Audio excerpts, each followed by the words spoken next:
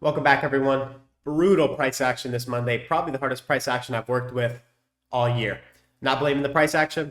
I placed a stop loss. I took the trade. So, of course, we'll take full responsibility. But what I want to show you in this video is my full live trading session, the one stop loss, and then the break even trade that I took. My analysis was correct on both trades, just very difficult price action to work with. But what I didn't do was lose control and blow my account. And what I want to show you guys is what risk management looks like, having a trading plan, knowing how to stop your bleeding, because unfortunately, on a difficult day like this, most people don't just stop with a small loss. You either go into severe drawdown or you blow your entire account, and it's easily avoidable with what I'm about to show you in this video. Enjoy. All right, so if we start to get some bullishness here this session, we have buy side up here. And buy side here is a relatively equal. That'd be good for a draw. But before that's even a consideration for me, I'm watching this fair value gap and this breaker here. So buy side up here is of no interest as long as we respect the fair value gap that we're in now. And this breaker, this beefy down close candle, extend both of those forward, that's your breaker. I'm not going to label it on this chart, but just know that's what I'm watching.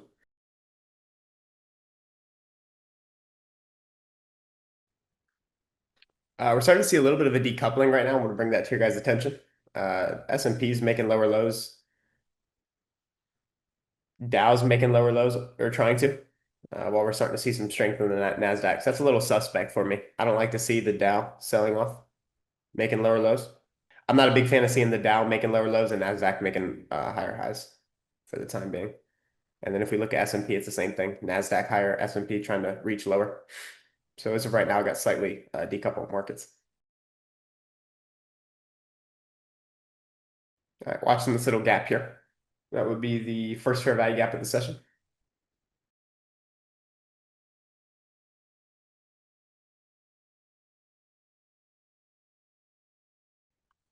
All right, I'm going to go ahead and pull the trigger on along there.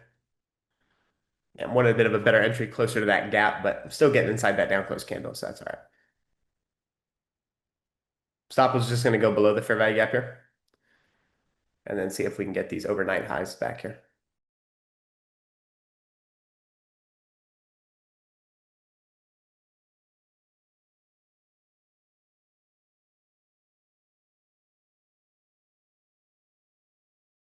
All right, that stops me out here on both accounts. Yeah, I'm out.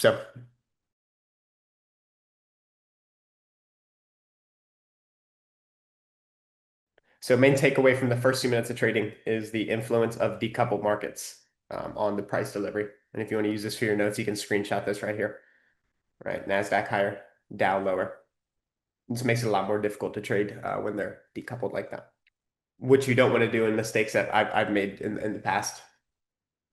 Is it's really easy on a day like today to take, 3, 4 trades before we even get to 10 o'clock. And you're going to be really careful with that. So study the example of, okay, taking a stop out, getting feedback. All right, the market's sloppy. There's equal highs. It's not really running to it. Inside the range, it's doing a lot of overlapping price actions, getting really sloppy. So I'm not plunging into risk again. Because again, one of the things I want you guys to understand in terms of money management is losing is fine. Like that's a part of it. It's easy to make back when you know what you're doing. However, what then does become a problem if I dig myself into an unnecessarily deep hole. And that's just as important for me to be profitable at the end of the month than winning trades. So keeping losing days really small or managed is actually just as important of a factor in me closing out this month green than the huge winning days that we've been doing all month.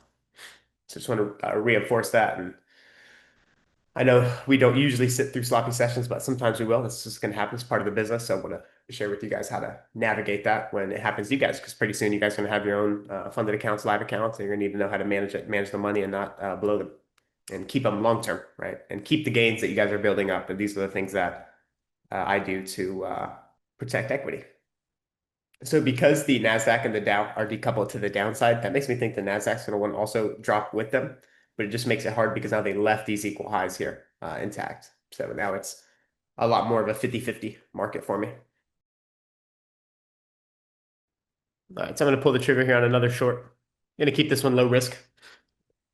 Place a stop loss just above the breaker here. So tight stop loss on the trade. And we'll see if we can get a flush.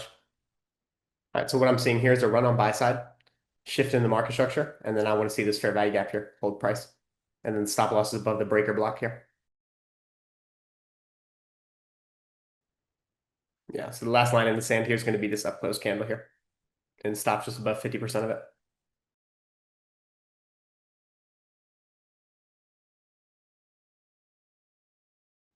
All right, so I'm watching how we trade from here. That gap that we were watching, we got down below it, hit it. We're respecting it. We're selling off. Now, like I said, we need to see the market make a lot of ground below this low here. Something like this. Real nice drop there. That's exactly what you want to see. We want to see this thing stay real heavy in here now. For those of you guys that might have took that first stop out, close out now, and that'll mitigate the losing trade. All right, so for me now, the stop is going to roll. So you see why I was telling you guys to take a partial down here. Because I just have one contract. I just have to do what I can do with one contract. But for those of you guys that have multiple, always a good idea to take a partial and a discount there. And then if that closes out the first losing trade that you took, then that's good. Especially when you're developing, there's nothing wrong with getting in, closing out, and just mitigating the loss. That's always a good thing to be able to do.